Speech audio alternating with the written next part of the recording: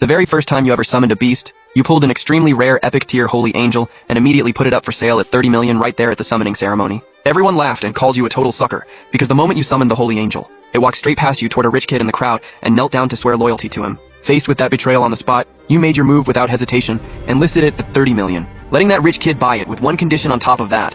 You get to pick a beast companion from his family's guild as compensation.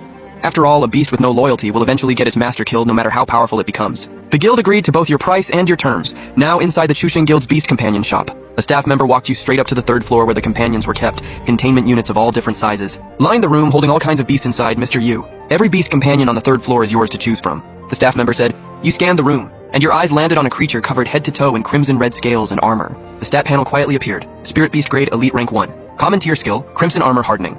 You didn't linger and kept moving through the floor. Next was a sleek, snow-white demon wolf lounging lazily inside its enclosure. Blizzard Demon Wolf Grade Elite Rank 6. Common tier skill, Blood-Sucking. You walked at an easy pace and did a full loop of the floor. Without realizing it, your brow had slowly creased into a frown. The vast majority of companions here were stuck at Common or Elite Grade.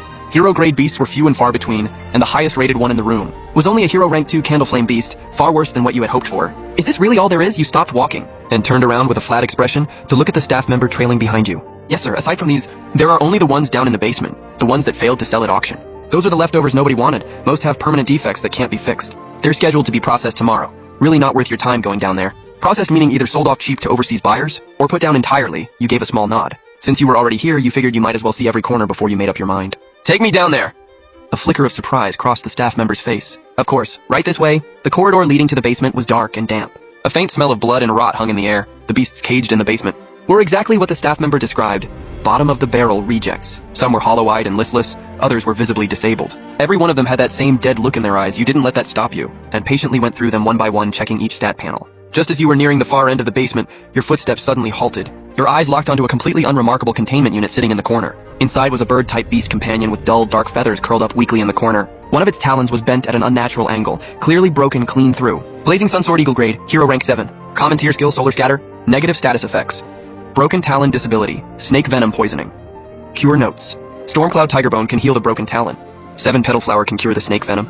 Your eyebrow gave a slight lift. This Blazing Sun Sword Eagle was actually in better shape than you expected. Broken talon and poisoned, yes, but the panel laid out the cures in plain black and white. Stormcloud Tigerbone and 7 Petal Flower were both reasonably common materials, easy enough to source. Even if buying the ingredients cost a bit of money, this deal was an absolute steal from any angle. Once healed, you'd have a fully combat-ready Hero Rank 7 fighter on your side. At this stage of the game, that was just about the best you could realistically find. You had already made up your mind and were about to speak, when the corner of your eye caught something deeper in the darkness, a single energy cage barely tall enough for one person. Completely out of place among the larger containment units around it, you stepped closer. Your pupils contracted slightly. A figure inside was slumped weakly against the cold metal wall. A humanoid beast. There was a humanoid beast hidden in the basement of the Chushin Guild. Why was it locked up here, stranger still? The moment your eyes settled on that figure, an intense and deeply wrong sensation welled up inside you. A revulsion that came from somewhere deep in your soul, like even looking for a second longer would be a kind of torment. That feeling was anything but normal. As you stepped even closer, the beast inside the cage seemed to sense the presence of someone living nearby and slowly lifted its head to glance at you, then snapped it back down again like it had been shocked. In that one brief moment when it looked up,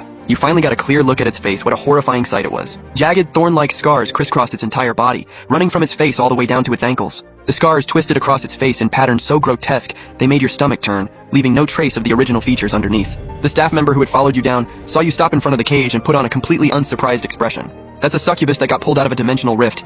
Looked like this when it came through and nobody wanted it. It's not just the looks either, it's carrying a curse on top of it. Its level is permanently locked at Mortal Rank 1. It's getting hauled off to be destroyed with the rest of the rejects tomorrow. The staff member looked at the caged succubus with open disgust on his face. But you hadn't heard a single word he said. Your heart was hammering so hard it echoed in your ears. A semi-transparent stat panel that only you could see had materialized right in front of your eyes. Lilith, Thorn Succubus, Faction, Neutral, Contract Status, Available, Base Grade. Common Rank 1, Curse Sealed, True Grade. Epic Rank 9, Elemental Attribute, Darkness. Skills: Dark Spirit, Thornfield, Dark Pulse, Scythe of Ruin, Negative Status. Divine Visage, Curse Preventing Experience Gain. Grade Sealed, Appearance Distorted, Curse Break Conditions. Absorb 1 Feather of Night and 1 Hell's Fang, then absorb 2 Abyssal Crystals to break the curse, and restore this companion's true grade.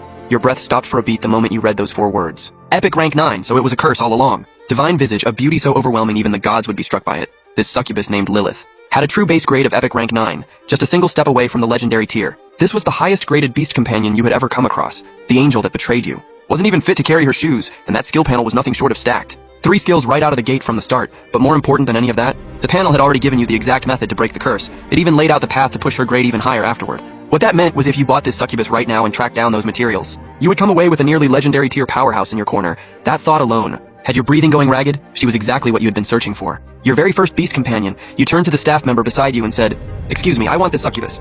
Can I take her with me today?" Lilith inside the cage heard your words, and her frail body jolted hard. Is he talking about me? Lilith's head snapped up, and she stared at that calm, strikingly handsome face. Her cat-eye pupils filled with pure disbelief since the moment she came into existence. It had seemed like every corner of the world was saturated with hostility toward her. She had gone numb. She had long since stopped daring to hope that anyone would ever accept her. But now this stranger, this young man, had just pointed at her, and was willing to form a contract with her. Something invisible seized her heart and squeezed. The staff member's professional smile went a little stiff. He genuinely wondered if he had misheard. "Sir, are you absolutely sure about this one?" Your answer came without the slightest hesitation. "Completely sure. Go ahead and set us up with a contract room right now. We're ready to sign."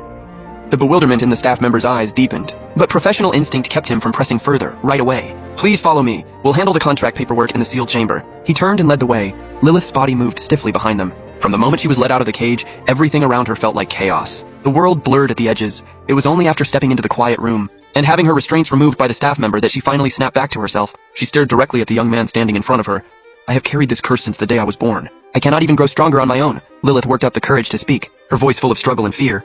"You chose me today, but I cannot ease your burdens, and I have nothing to offer you in return." That sudden voice caught you slightly off guard. You hadn't expected at all that this succubus with such a cursed appearance would have a voice that beautiful. "I have a way to break the curse on you. Are you willing to form a contract with me?" Break the curse! Something invisible seized Lilith's heart and squeezed hard. "It skipped a beat, my life became yours the moment you made your choice." Lilith's voice was barely above a whisper, but it carried absolute certainty. You said nothing more. A faint light condensed between your fingertips and came to rest gently on the center of Lilith's forehead. The light pulsed once. An ancient contract formation circle appeared beneath both of your feet, then faded away as the equal terms contract was sealed. You immediately turned and called the staff member back in from outside the door. "I need to purchase some materials. 1 feather of night, 1 hell's fang, and 2 abyssal crystals." The staff member's expression shifted to even greater shock than when you had picked the succubus. All 3 of those items were extraordinarily rare and astronomically expensive, especially the abyssal crystals, which were among the most coveted high-grade materials in existence. "Sir, the combined value of these materials," he hadn't even finished the sentence. When you held out your universal terminal to him, 30 million should cover it. The staff member looked at the balance displayed on the terminal screen, and his breath caught in his throat. "More than enough, sir. Please wait just a moment. I'll have everything prepared for you immediately." His entire attitude shifted into a level of deference he hadn't shown before, with the faintest trace of genuine warmth in his expression. He turned and hurried off. Before long, the materials pulsing with dark energy were delivered carefully into the sealed chamber, leaving only you and Lilith inside. "Do exactly what I tell you. Start by absorbing the feather first." Your voice was steady and grounded, and it put Lilith at ease in a way she couldn't quite explain. Lilith looked at you and gave a firm nod, reaching out with a trembling hand toward the feather of night. The instant the feather touched her fingertips, it dissolved into a stream of black light and flowed into her body. Then came Hell's Fang, and finally, the 2 abyssal crystals.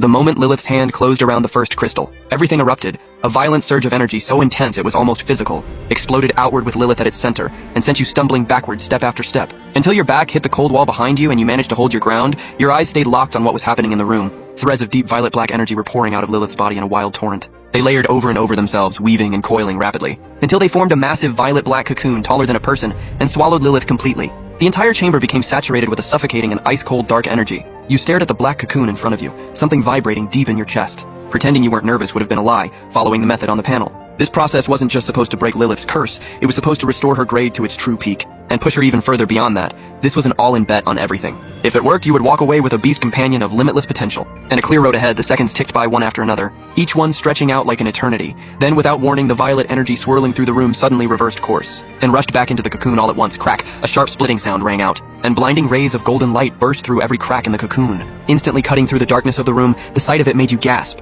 Golden light, legendary grade, as the cracks in the cocoon multiplied and spread. Radiant gold poured out from every fracture and flooded the entire chamber until it blazed like midday. The cocoon shattered completely, countless fragments of violet black shooting in every direction, only to dissolve midair into pure particles of energy and vanish without a trace. The golden light didn't last long before it began to pull back in on itself, replaced by something deeper and far more concentrated, a violet black energy richer than before. An invisible wave of force punched straight through the ceiling in an instant and shot skyward, before dissolving into the void above. At that same moment, in the top floor of Liang City Hall, Mayor Xiaoyan was seated behind his wide desk, reviewing a compiled report that had come through on his terminal, summarizing the results of this year's high school summoning ceremonies across the city. And then, Xiaoyan shot to his feet and crossed quickly to the floor-to-ceiling window, his sharp gaze cutting toward the eastern part of the city. Just a moment ago, he had caught a fleeting trace of a presence that sent a chill through him, as brief as it was. It had blanketed nearly half of Liang in an instant. The sheer depth of power contained within it was like staring into a bottomless ocean, and his nerves still hadn't settled. "Someone get in here!" Xiaoyan barked. The office door swung open immediately and a sharp-looking man in uniform stepped briskly inside.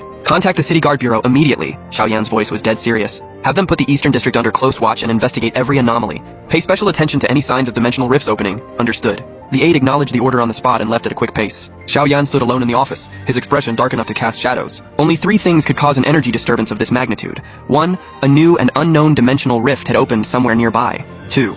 A sovereign-class existence had just arrived. 3. A legendary-grade beast companion had been born. A sovereign-class powerhouse was the kind of figure that commanded attention across the entire nation. Their every move was tracked closely, and they rarely showed up in a small city like Liang without a word. And a legendary-grade beast's emergence required conditions almost impossible to meet in the 10 years since he had been assigned to Liang. He had never once seen a legendary beast here, in a mid-sized city like Liang. Even an epic-grade beast was a once-in-a-lifetime sighting. As for legendary, yeah, right. Xiaoyan turned it over and over in his mind and came up empty. He had no choice but to sit back down and open the report he hadn't finished. No matter how hard he tried, he never could have imagined that the source of that energy surge was not a dimensional rift at all, but a small quiet chamber inside the Chushin Guild, where a transformation had just quietly completed.